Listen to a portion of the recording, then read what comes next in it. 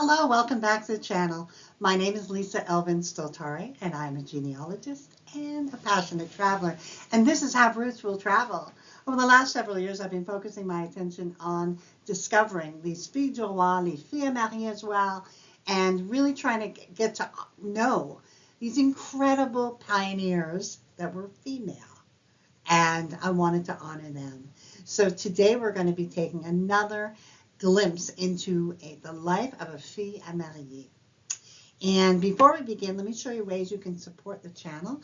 You can subscribe, which obviously in the land of YouTube, subscriptions are very important. So that's free. And then you can also use the like button, and that helps kind of spread the word. I'm told that that's how it works. And then we can also click on the notify so that you're always notified of the next episode that I feature so that you don't miss one. And then, of course, there's a bigger way of contributing, which are, we just recently started the memberships. And they start at 99 cents a month, and they're $4.99 or $9.99 or $24.99. So all the YouTube memberships, each level has its own perks, so you can investigate that. The link is in the notes section. You can also just do the super thanks as well for this video. And also on my website, haverootswilltravel.com, there's a PayPal button there as well if you want to contribute. So with that being said, let's get on with the show and get to know our filles mariées of this episode. Today's episode of Les Filles à Marier is episode 112, Suzanne Migaud. Suzanne's early years are not much is known of. She was born about 1646. Her birth location is unknown and her parents are unknown. Suzanne would arrive sometime in New France in 1662.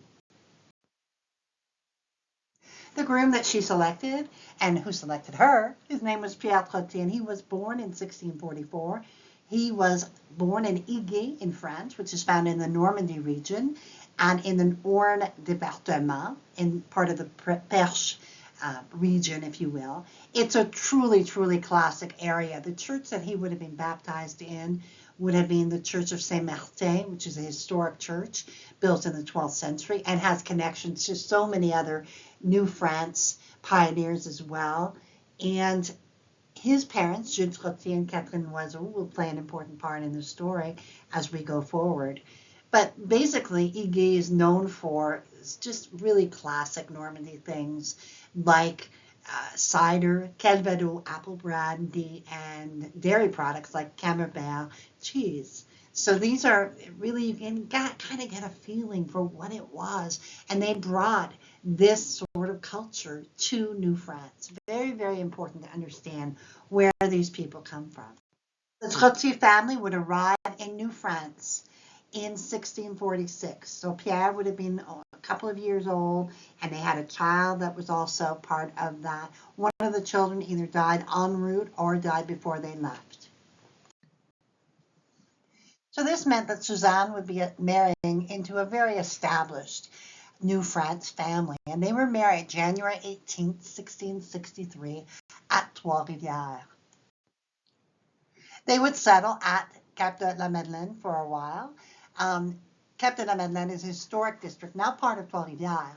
It was founded in 1651. Cap de la Madeleine began a small agricultural settlement on the north shore of the St. Lawrence River, near the confluence of the St. Maurice River. Its strategic location provided early French settlers with fertile land for farming and access to waterways essential for trade and transportation.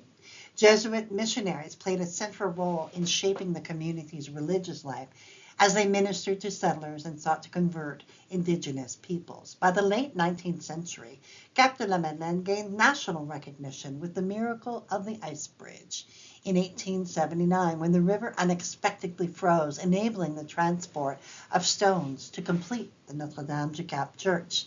This event cemented the site as a center for Catholic devotion and led to the establishment of the Notre-Dame du Cap Shrine, one of North America's oldest Marian shrines. Today, Cap de la Madeleine stands as a testament to the faith and perseverance of the early settlers in New France. It remains a really significant cultural and religious landmark. Everybody talks about going to the Cap.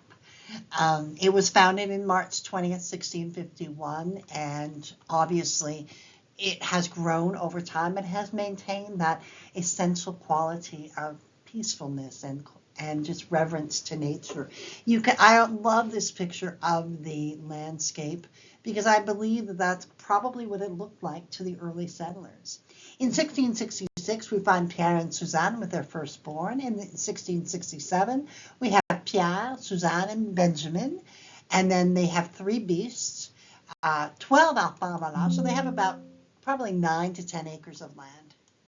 Finally, the family would settle at Betska, and Betska is one of the oldest settlements in New France, located along the St. Lawrence River between Trois-Rivières and Quebec City. And it was established in 1639 as part of a Jesuit seigneurie.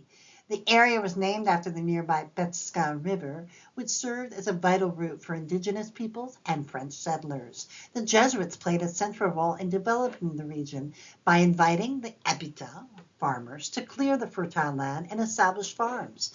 The Betska River supported fishing, fur trading, and water-powered mills, which became essential to the local economy. By the late 1600s, Betska thrived as a rural agricultural community, with settlers cultivating wheat and rye and oats while living under the seigneurial system. Religious and cultural life centered around the parish of Saint-François Xavier de Betska, founded in the 17th century, which remains a historical landmark today. Betska's location along the St. Lawrence River made it a key part of early colonial life, and it supported trade and missions to nearby indigenous populations, such as the Abenaki and Huron tribes. Today, Betska proves its rich heritage through the historic church, the natural beauty, and the remainders of the resilient settlers who shaped its legacy in New France. I can honestly tell you that we actually camped along the river here in Saint-Geneviève de Betska, actually, but not too far from Betska itself. And many of my settlers and ancestors are from here. It is absolutely picturesque. It looks exactly the way that the pictures depict it, and you can actually imagine yourself back in that time period. It really has stood the test of time. They would go on to have 10 children. Benjamin de Joseph married Jeanne Robillard and had 9 children, all of whom made it to adulthood. Jeanne's mother was Marie Grandet, who we profile in Filles du Roi episode 104. I've included the link for you. Marie married Ignace Lefebvre de Belle-Île, whom she had 13 children, 7 of whom made it to adulthood. Ignace's mother was Jeanne Annaud, who we profiled in Fille Marie episode 18. I've also provided the link for you. Catherine married Michel Lefebvre, Ignace's brother, and had 11 children, 8 of whom made it to adulthood. Agnes married Antoine Girard and had 2 children, both of whom made it to adulthood. Marie-Madeleine married Louis-Joseph Hubert de Lacroix and had 4 children, all of whom made it to adulthood. Marguerite married Léon Levroux and had 1 child who did make it to adulthood. Marie-Joseph would die at 25, unmarried. Marianne would become a nun. Pierre would marry Jeanne Mercereau and have 4 children, all of whom made it to adulthood. Marie-Geneviève married René Benard but did not leave any descendants. René's mother, however, was Fille Marie Séduneau, who we have profiled. In the 1681 census, we find Pierre and Suzanne with their children, Joseph, Marie, Catherine, Agnes, Madeleine, Marguerite, Marie. They have 2 guns, 5 bêtes à cornes, so 5 goats or 5 horned animals, and 25 arpents, about 21 to 22 acres of land. Very well done. Pierre would pass away at Betska in 1693 at the very young age of 49 years of age. He and Suzanne would have been married 30 years. Suzanne would carry on, and she would live on another 40 years, dying at 77 years of age. And she actually died in Boucherville, which I believe she was probably living with one of her children in 1723. Just a remarkable life. To find out more about your Trottier family, you can look at volume 7 of our French Canadian ancestors. If you can find it in a bookstore or in any kind of a library, that's great. If not, have a look at our Free French Canadian Ancestors Facebook page. If you join it, you will have access to the files and you can download the episode or the volume for yourself. I love telling stories that have to do with the real pioneer families.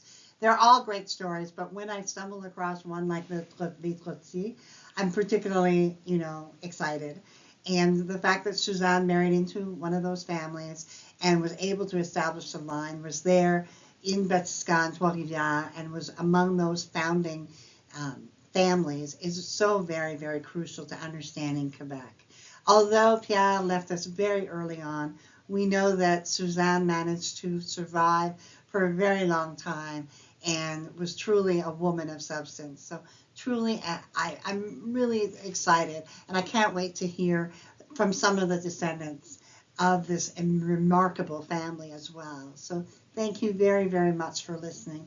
And thank you, Suzanne, for your contribution, for your dedication, for just making certain that the Trottiers are as big a family as they are, because they really are very important to the history of Quebec. So thank you so much, and we bless your memory. And I also say thank you to my patrons and supporters. You are truly, truly special to me. And again, I say the wind beneath my wings. Until I speak to you again on episode, I guess it'll be 113. Until then, au revoir.